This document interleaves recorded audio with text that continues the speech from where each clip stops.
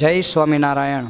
શ્રી સ્વામિનારાયણ ગુરુકુળ રાજકોટ સંસ્થાન આયોજિત SGIS online ગુરુકુળમાં Sanskrit શિક્ષક તરીકે કૌશલ ઓઝા સર આપ સૌ વિદ્યાર્થી મિત્રોનું હાર્દિક સ્વાગત કરે છે. વિદ્યાર્થી મિત્રો બધા જ મજામાં હશો? ઓકે, સરસ. ગયા તાસમાં પાર્ટ 2માં આપણે 4 વિઘ્નો જે લાકડાના ટુકડાના છે તે સમજ્યા હતા. તેની સાથે સાથે માણસના જીવનમાં 4 પ્રકારના વિઘ્નો નડે છે. એમાંથી પહેલા પ્રકારનું જે વિઘ્ન છે તેના વિશે આપણે સમજેલા હતા.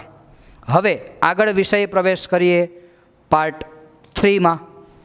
કાષ્ઠખંડ એ 6 ચેપ્ટર છે, એમાં પાર્ટ 3 એટલે કે આગળ વિષય પ્રવેશ કરીએ. બરાબર? તો બીજું, ત્રીજું અને ચોથા પ્રકારનું વિઘ્ન એ આજે આપણે આ તાસમાં સમજવાનું છે કે માણસના જીવનમાં આ 4 પ્રકારના વિઘ્નો કેવી રીતે નડે છે. તો પહેલા પ્રકારનું વિઘ્ન આપણે ગયા તાસમાં શીખી ગયા હતા. હવે બીજા પ્રકારનું વિઘ્ન છે તે માણસના જીવનમાં કેવી રીતે, ચાલો જોઈએ.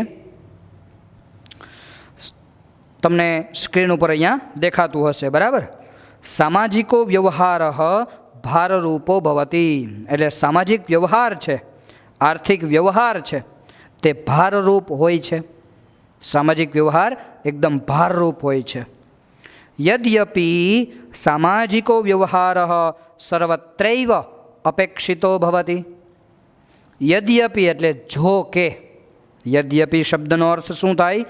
જો કે સામાજિકો વ્યવહાર એટલે કે સામાજિક વ્યવહાર છે, આર્થિક વ્યવહાર છે તે સર્વત્ર એવ, સર્વત્ર એટલે બધે, એવ એટલે જ, નિશ્ચયવાચક અવ્યય રહેલો છે જ, એવ શબ્દ એટલે જ. સર્વત્ર એવ બધે જ સામાજિક વ્યવહાર છે તે બધે જ અપેક્ષિત ભવતી, અપેક્ષિત હોય છે, જરૂરી હોય છે. કોઈ પણ પ્રસંગમાં આપણે જઈએ તો ત્યાં આપણે આર્થિક વ્યવહાર કરવો, સામાજિક વ્યવહાર કરવો એ અપેક્ષિત હોય છે, જરૂરી હોય છે. બરાબર? બાકી સમાજમાં આડી અવળી વાતો થાય એટલે સામાજિક વ્યવહાર છે, આર્થિક વ્યવહાર છે તે ભારરૂપ તો હોય જ છે, પરંતુ એ બધે જ અપેક્ષિત પણ હોય છે, જરૂરી હોય છે. પરંતુ સહ એટલે કે તે સામાજિક વ્યવહાર શક્તિમ અતિક્રમ્ય ન ભવેત. પરંતુ તે જે સામાજિક વ્યવહાર છે, તે જે આર્થિક વ્યવહાર છે તે શક્તિમ અતિક્રમ્ય, શક્તિથી વધારે, શક્તિનું અતિક્રમણ કરીને ન ભવે, થવો જોઈએ નહીં, એવું અહીંયા કીધું છે. સામાજિક વ્યવહાર બધે અપેક્ષિત હોય છે, પરંતુ તે સામાજિક વ્યવહાર આપણી શક્તિથી વધારે થવો જોઈએ નહીં. ન ભવેત એટલે કે થવો જોઈએ નહીં. યે જનાહ સ્વકીયમ શક્તિમ અતિક્રમ્ય, યે જનાહ એટલે જે લોકો, સ્વકીયામ શક્તિમ અતિક્રમ્ય પોતાની શક્તિથી વધારે, સ્વકીયામ એટલે પોતાની, શક્તિમ અતિક્રમ્ય સંધિ વિચ્છેદ થાય ત્યાં, શક્તિથી અતિક્રમ્ય એટલે વધારે, અથવા શક્તિનું અતિક્રમણ કરીને પોતાની શક્તિથી વધારે સામાજિકાન વ્યવહારાન કુર્વંતી, સામાજિક વ્યવહારો કરે છે તે, એટલે તે બધા જ લોકો અતિ ભારત્વાત, વધારે ભારને કારણે. કયો ભાર? આર્થિક ભાર, સામાજિક ભાર, વધારે ભારને કારણે નિમજ્જંતી એવ, ડૂબી જાય છે જ, એવ એટલે જ, નિશ્ચયવાચક શબ્દ રહેલો છે, અવ્યય રહેલો છે. અતિ ભારત્વાત નિમજ્જંતી એવ, વધારે ભારથી ડૂબી જાય છે જ, આવી રીતે અહીંયા કહે છે. અને નિમજ્જિત જનઃ, ડૂબેલો માણસ, નિમજ્જિત જનઃ. અહીંયા જુઓ વિદ્યાર્થી મિત્રો, ગયા તાસમાં આપણે વિશેષ્ય વિશેષણની થોડીક માહિતી મેળવેલી હતી. બરાબર? વિશેષણ એટલે વિશેષતા દર્શાવતો શબ્દ, અને વિશેષ્ય એટલે એ વિશેષણ જેના માટે વપરાયેલું હોય તેને વિશેષ્ય કહેવાય. અહીંયા જુઓ, નિમજ્જિત જનઃ, તો નિમજ્જિત એટલે ડૂબેલો, વિશેષતા દર્શાવે છે, અને જનઃ એટલે માણસ. ડૂબેલો માણસ, તો વિશેષ્ય વિશેષણ અહીંયા થયું છે. બરાબર. નિમજ્જિત જન, ડૂબેલો માણસ. સુખમયમ સંસાર સમુદ્રમ, સુખથી ભરેલા સંસાર સાગરને પ્રાપ્તુમ ન શક્નોમી, પ્રાપ્ત કરી શકતો નથી. પ્રાપ્તુમ એટલે હેત્વર્થ કૃદંત થાય. કૃદંત પ્રકરણ આપણે ભણી ગયા છીએ. બરાબર. પ્રાપ્તુમ એટલે કે હેત્વર્થ કૃદંત, પ્રાપ્ત કરવા માટે સમર્થ નથી અથવા પ્રાપ્ત કરી શકતો નથી, આવો અર્થ થાય. બરાબર. ફરીથી આખા જ પેરેગ્રાફનો આપણે અર્થ જોઈ લઈએ છીએ. સામાજિક વ્યવહાર ભારરૂપ હોય છે. જો કે સામાજિક વ્યવહાર બધે જ જરૂરી પણ હોય છે, પરંતુ તે શક્તિથી વધારે ન થવો જોઈએ. જે લોકો પોતાની શક્તિથી વધારે સામાજિક વ્યવહારો કરે છે, આર્થિક વ્યવહારો કરે છે, તે વધારે ભારને કારણે ડૂબી જાય છે જ. ડૂબેલો માણસ સુખરૂપી સંસાર સાગરને પ્રાપ્ત કરી શકતો નથી. આવી રીતે સરસ મજાનું અહીંયા આપણને બીજા પ્રકારનું વિઘ્ન, કે જેમ કાષ્ઠખંડ એટલે લાકડાનો ટુકડો પોતાની ઉપર વધારે ભાર આવવાથી ડૂબી જાય છે, તેવી રીતે માણસના જીવનમાં આર્થિક ભાર વધારે આવવાને કારણે, સામાજિક ભાર વધારે આવવાને કારણે એ માણસ છે તે પોતાના જીવનમાં ડૂબી જાય છે.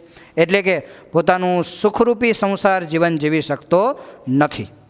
આવું બીજું પ્રકારનું વિઘ્ન સરસ મજાનું આપણને ગુરુજી છે તે ત્યાં શિષ્યને સમજાવે છે, અને આ રીતે આપણને પણ ધીમે ધીમે સમજાઈ રહેલું છે. હવે આગળ તમને સ્ક્રીનમાં એના પછીનો પેરેગ્રાફ પણ દેખાતો હશે. ત્રીજા પ્રકારનું વિઘ્ન કયું હતું વિદ્યાર્થી મિત્રો? હા, આવર્તપાતતા. કયું હતું? આવર્તપાતતા એટલે કે વમળમાં પડી જવું, પાણીનું ગોળ ગોળ ફરવું, એને શું કહેવાય? વમળ. અને એ વમળમાં પડી જવું અથવા એ વમળમાં ફસાઈ જવું, તો એને ત્રીજા પ્રકારનું વિઘ્ન કહેવાય. હવે જેમ આપણે મેં તમને યાદ રાખવાનું કીધું હતું કે આપણે પહેલા પાર્ટમાં શીખેલા હતા. શું શીખેલા હતા?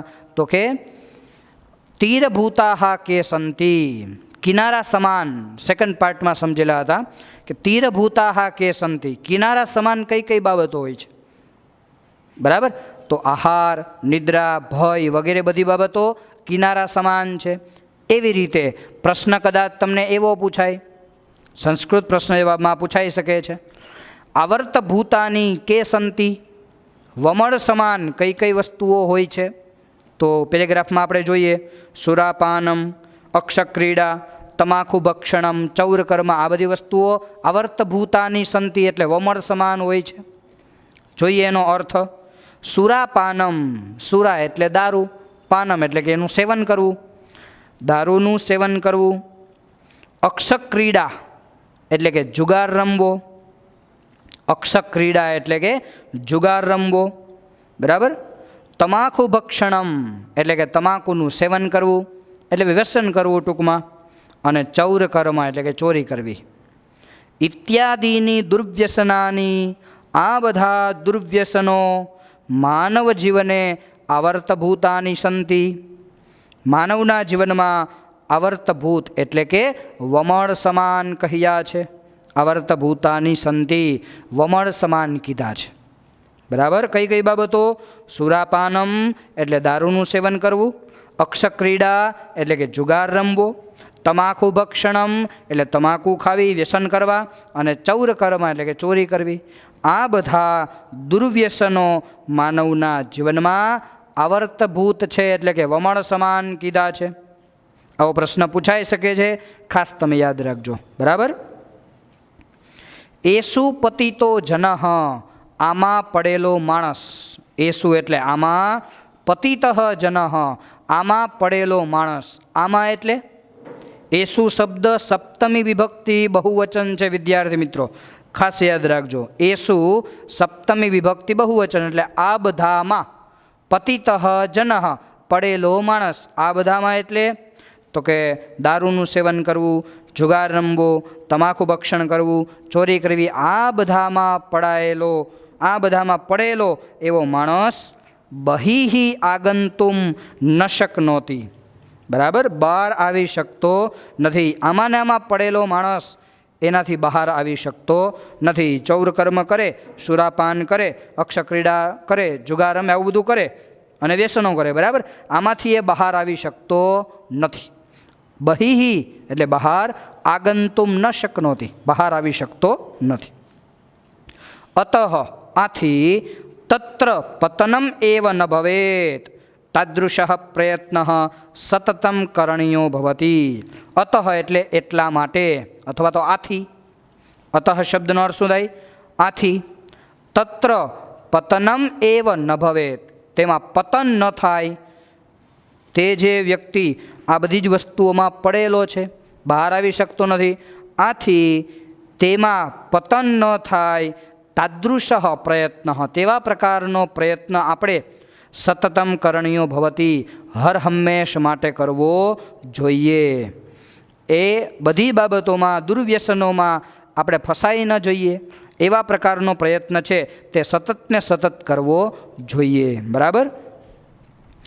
યે જનાહા એટલે કે જે લોકો, યે જનાહા એટલે જે લોકો, વ્યસનેષુ પતિતાઃ સંતિ, જે લોકો આવા દુર્વ્યસનોમાં, પતિતાઃ સંતિ એટલે પડેલા હોય છે, પતિતાઃ સંતિ પડેલા હોય છે, તે લોકો તરંતઃ અપી તરતા હોવા છતાં પણ, તરવા છતાં પણ, એકસ્મિન સ્થાને એક જ જગ્યાએ પરિતઃ ભ્રમંતી એટલે ચારેય બાજુ ફરે છે. જે લોકો વ્યસનોમાં પડેલા છે તે તરતા હોવા છતાં પણ એકસ્મિન સ્થાને એક જ જગ્યાએ ચારેય બાજુ ફરે છે. એટલે વિદ્યાર્થી મિત્રો થોડુંક અહીંયા સમજવાનું છે કે જે લોકો આવા દુર્વ્યસનોમાં પડેલા હોય છે, બરાબર, તે લોકો તરંતઃ એટલે તરતા હોવા છતાં પણ, એટલે કે સમાજમાં રહેતા હોવા છતાં પણ એકસ્મિન સ્થાને, એકને એક જગ્યાએ, જગ્યા ચેન્જ નથી કરતા, એકને એક જગ્યાએ આપણે ચારેય બાજુ ફરતા હોય ને, એવી રીતે એકસ્મિન સ્થાને પરિતઃ ભ્રમંતી ચારેય બાજુ ફરે છે, બરાબર. એટલે આવા જે દુર્વ્યસનોથી યુક્ત માણસો છે તે જો એમાં પડેલા હોય, એમાં દુર્વ્યસનો ઘણા બધા કરેલા હોય, તો એવા માણસો છે તે એક જ જગ્યાએ ચારેય બાજુ ફરે રાખે છે. એ ક્યારેય પણ એનો વિકાસ છે તે થતો નથી. આગળ લખ્યું જ છે, જુઓ, તેષામ પ્રગતિ બાધિતા ભવતી, તેઓની પ્રગતિ છે, તેઓનો વિકાસ છે તે બાધિતા ભવતી એટલે કે અટકી જાય છે. એનો વિકાસ છે તે આગળ થતો નથી, એનો પ્રોગ્રેસ છે તે નથી થતો, ત્યાંની પ્રગતિ છે તે બાધિતા ભવતી અટકી જાય છે. તતસ્તે એટલે ત્યાર પછી તે લોકો સુખાદિરૂપમ સંસાર સમુદ્રમ પ્રાપ્તુમ નારહંતે, સુખરૂપી સંસાર સમુદ્રને પ્રાપ્ત કરી શકતા નથી. તે લોકોની પ્રગતિ અટકી જાય છે, ત્યાર પછી તે લોકો છે તે સુખરૂપી સંસાર સમુદ્રને ક્યારેય પણ પ્રાપ્ત કરી શકતા નથી. એટલે ત્રીજા પ્રકારનું વિઘ્ન આવર્તપાતતા એટલે વમળમાં ફસાઈ જવું. પણ માણસના જીવનમાં વમળ સમાન કઈ કઈ બાબતો કીધી છે? તો કે સુરાપાનમ એટલે દારૂનું સેવન કરવું, અક્ષક્રીડા જુગાર રમવો, તમાકુ ભક્ષણ એટલે વ્યસનો કરવા, તમાકુ ખાવી, અને ચૌર કર્મ ચોરી કરવી. આ ચારેય વમળ સમાન છે. આમાં જો માણસ ફસાઈ જાય તો એ સુખરૂપી સંસાર પ્રાપ્ત કરી શકતો નથી, તેનો ક્યારેય પણ વિકાસ છે એ થતો નથી, અને એની પ્રગતિ છે તે ત્યાંને ત્યાં અટકી જાય છે. હવે આપણે ચોથા પ્રકારનું વિઘ્ન સમજવાનું છે. કાષ્ઠખંડનું ચોથા પ્રકારનું વિઘ્ન કયું છે? નદી જલ વિયોગ એટલે કે નદીના પાણીથી છૂટવું પડવું, બરાબર. તો માણસના જીવનમાં કઈ રીતે? ચાલો જોઈએ. નેક્સ્ટ પેરેગ્રાફમાં પરિવારાત મુખત્વમ એવ નદી જલ વિયોગ, નદીના પાણીથી છૂટો પડવું એટલે શું? તો કે પરિવારાત મુખત્વમ એટલે પોતાના પરિવારથી છૂટું પડવું, પોતાના પરિવારથી વિમુખ થવું, એને નદીના પાણીથી છૂટો પડવું સમાન કીધું છે. જેમ લાકડાનો ટુકડો નદીના પાણીથી છૂટો પડે છે, તેવી રીતે માણસ છે તે પોતાના પરિવારથી છૂટો પડે છે, બરાબર. એટલે આ રીતે નદી જલ વિયોગ એટલે નદીના પાણીથી છૂટું પડવું. સામાન્યતયા એટલે સામાન્ય રીતે જોવા જઈએ તો પરિવારે નિવસંત, પરિવારમાં રહેતા, એવ પરિવારમાં રહેતા જ, વયમ એટલે કે આપણે બધા, સંસાર સમુદ્રમ સંસારરૂપી સમુદ્રને, પ્રાપ્તુમ સમર્થાહ ભવામઃ પ્રાપ્ત કરી શકીએ છીએ, પ્રાપ્ત કરવા માટે સમર્થ થઈએ છીએ. આપણે અત્યારે સરસ રીતે આપણા પરિવારમાં રહીએ છીએ, કુટુંબમાં રહીએ છીએ, બરાબર. તો આપણે સરસ રીતે સુખથી જીવન જીવીએ છીએ, સુખથી જીવન જીવી શકીએ છીએ, બરાબર. અહીંયા જ કીધું છે કે સામાન્ય રીતે પરિવારમાં રહેતા આપણે બધા સંસારરૂપી સમુદ્રને સારી રીતે પ્રાપ્ત કરી શકીએ છીએ.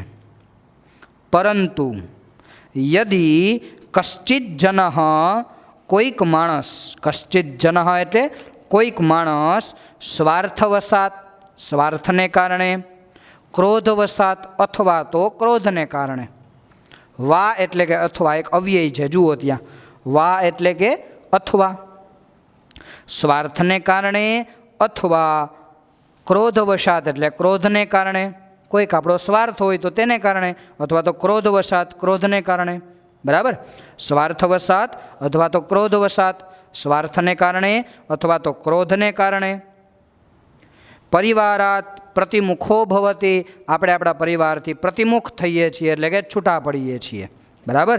કોઈક માણસ આવો હોય જે સ્વાર્થને કારણે પોતાના પરિવારથી છૂટો પડતો હોય, કોઈક માણસ એવો હોય જે ક્રોધને કારણે પોતાના પરિવારથી છૂટો પડતો હોય, તો તે બધા, સોપી તે બધા, તે પણ નદીરૂપી પરિવારના, જલ સ્નેહ એવું લખેલું છે, જળરૂપી સ્નેહથી વિયુક્ત એટલે વિમુખ થયેલો, વિખૂટો પડેલો, બરાબર. કદાચિદ અપી ક્યારેય પણ છે, તે જ્ઞાનેન સુખેન ચ પૂર્ણમ જ્ઞાન અને સુખથી પરિપૂર્ણ, આનંદમયમ એટલે કે આનંદરૂપી આનંદમય એવા સંસાર સમુદ્રમ ન પ્રાપ્નોતી સંસાર સમુદ્રને પ્રાપ્ત કરી શકતો નથી. ફરીથી જોઈએ. પરંતુ જો કોઈ માણસ સ્વાર્થને કારણે અથવા ક્રોધને કારણે પોતાના પરિવારથી છૂટો પડે છે, તે પણ નદીરૂપી પરિવારના જળરૂપી સ્નેહથી વિખૂટો પડેલો, ક્યારેય પણ જ્ઞાન અને સુખથી ભરપૂર એવા આનંદમય સંસાર સાગરને પ્રાપ્ત કરી શકતો નથી. આવી રીતે એ લીટીનો અર્થ થશે, બરાબર. ફરીથી આખો પેરેગ્રાફ એનો આપણે અર્થ જોઈ લઈએ છીએ. તમે ખાસ અંદર ફોકસ કરજો, ધ્યાન આપજો. પરિવારથી છૂટા પડવું એટલે જ નદીના પાણીથી છૂટા પડવું. સામાન્ય રીતે પરિવારમાં રહેતા આપણે બધા સંસાર સમુદ્રને પ્રાપ્ત કરી શકીએ છીએ.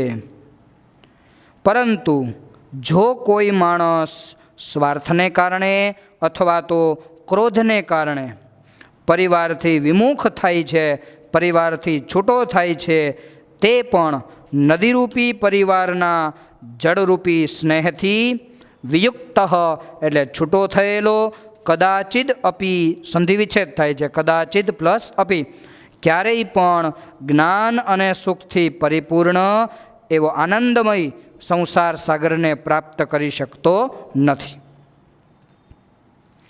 લાસ્ટ એ લીટી આપણે જોઈ લઈએ, એમાં બોધ રહેલો છે, બરાબર. ચતુર્ભ્ય વિઘ્નેભ્ય રક્ષિતા જનાહ, 4 વિઘ્નોથી રક્ષાયેલા લોકો, રક્ષિતા જનાહ એટલે કે રક્ષાયેલા લોકો, જ્ઞાનેન સુખેન ચ પૂર્ણમ જ્ઞાન અને સુખથી પૂર્ણ એવા આનંદમય સંસાર રૂપી સમુદ્રને અવશ્યમ પ્રાપ્નુવંતી ચોક્કસપણે પ્રાપ્ત કરી શકે છે.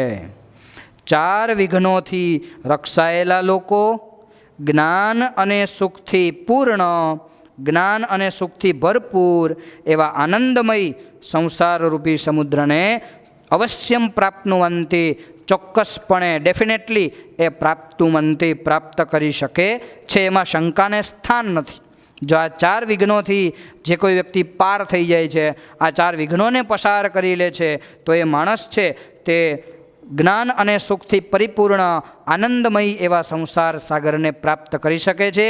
એમાં શંકાને સ્થાન જ નથી. બરાબર.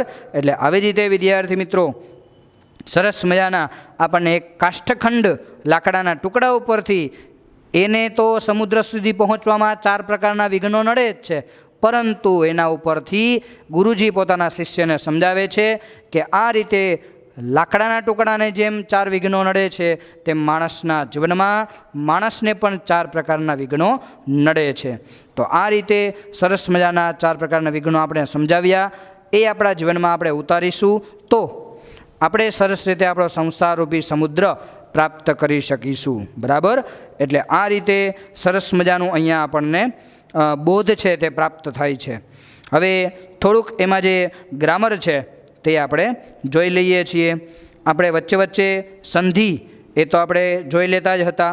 બરાબર. જેમ કે સર્વત્રૈવ, તો સર્વત્ર પ્લસ એવ એ સંધિ થાય છે. પછી યદ્યપી એટલે યદી પ્લસ અપી. યદી એટલે કે જો. વિદ્યાર્થી મિત્રો આ સંધિ પૂછાઈ શકે છે, એટલે ખાસ ફોકસ કરજો. બરાબર. યદી પ્લસ અપી. યદી એટલે જો, અપી એટલે પણ. બરાબર. આવો અર્થ એનો થશે. પછી શક્તિમ અતિક્રમ્ય. શક્તિમ પ્લસ અતિક્રમ્ય આ શબ્દ પણ આપણને સંધિ સૂચવે છે. પછી સામાજિક વિશેષ્ય વિશેષણ જોઈએ. બરાબર. તો સામાજિકાન વ્યવહારાન એટલે સામાજિક વ્યવહારો, પરંતુ એમાં સ્વકિયામ શબ્દ છે એ વિશેષ્ય દર્શાવે છે. બરાબર. સ્વકિયામ એક વિશેષણ દર્શાવે છે, પોતાની શક્તિથી વધારે સામાજિક વ્યવહારો. બરાબર. તો આ વિશેષ્ય વિશેષણ થયું.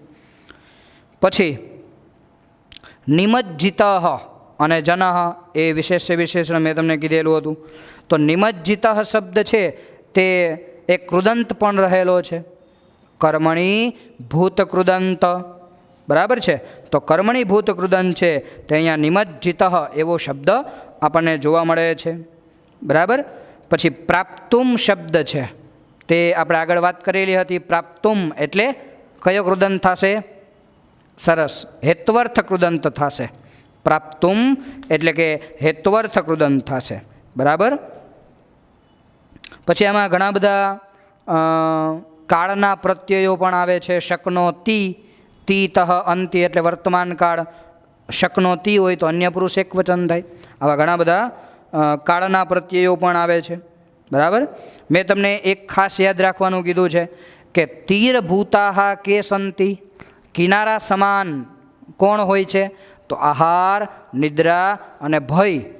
એવી રીતે આવર્તભૂતાની વમળ સમાન કે સંતિ એમ પૂછવામાં આવે. આવર્તભૂતાની કે સંતિ, વમળ સમાન કયા કયા વસ્તુ હોય છે? તો કે દારૂ પીવો, જુગાર રમવો, તમાકુ ખાવી અને ચૌર કર્મ કરવું.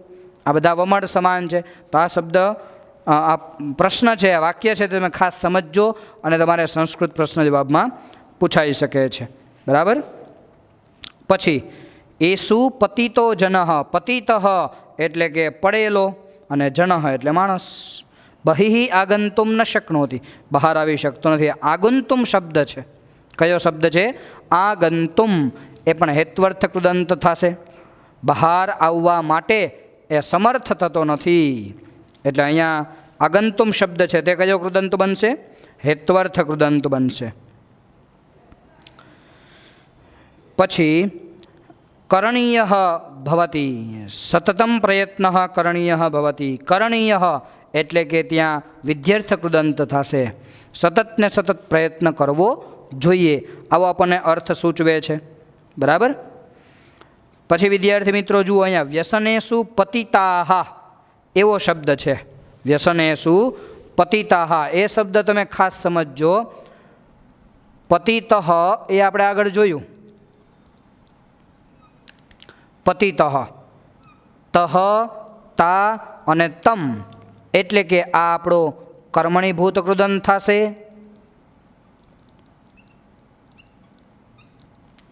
તહ પુલ્લિંગમાં, તા સ્ત્રીલિંગમાં અને તમ નપુંસકલિંગમાં. એટલે આપણો કર્મણીભૂત કૃદંત થશે. પરંતુ અહીંયા શબ્દ શું આપેલો છે? પતિતાહા. કયો શબ્દ છે? પતિતાહા. તો અહીંયા વિદ્યાર્થી મિત્રો આ જે છે તે આપણને એક વચન આપેલું છે. કયું વચન આપેલું છે? એક વચન આપેલું છે. અને અહીંયા આ બહુવચન આપણને આપેલું છે. બરાબર? એટલે આ ખાસ તમારે સમજવાનું છે. એક વચન પતિતઃ, જ્યારે અહીંયા પતિતાહા એટલે બહુવચન થઈ ગયું. વ્યસનેષુ પતિતાહા જનાહા. તો પતિતાહા જનાહા એટલે પતિતાહા બહુવચન છે, જનાહા એટલે માણસો, પડેલા માણસો, આ વ્યસનોમાં પડેલા માણસો.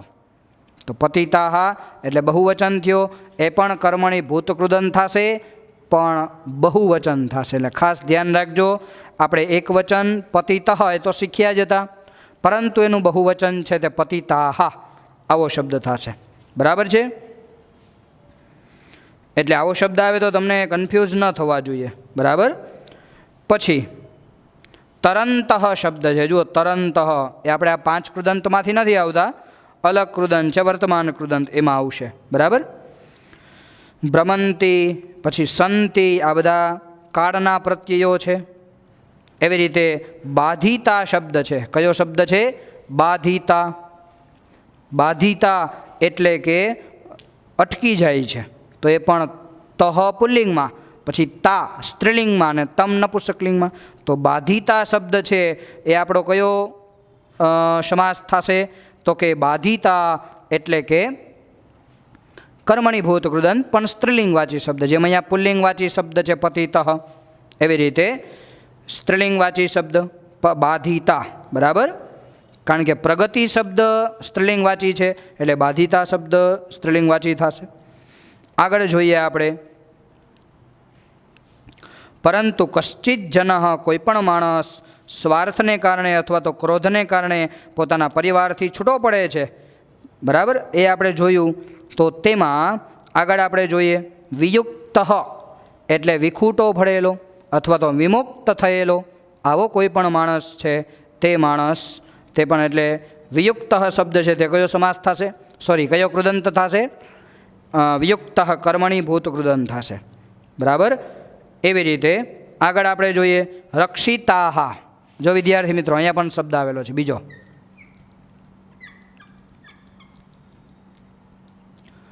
રક્ષિતાહા. જેમ અહીંયા પતિતાહા હતું તેમ અહીંયા શું છે? રક્ષિતાહા. આ બીજો આપણે કર્મણીભૂત કૃદંત જ થશે, પણ બહુવચનનો પ્રયોગ છે. રક્ષિતઃ એમ બહુવચન શું થાય? રક્ષિતાહા એટલે કે રક્ષાયેલા લોકો. તો વિદ્યાર્થી મિત્રો આવી રીતે આપણે કૃદંત, સંધિ એ બધું ભણેલા છીએ. બરાબર?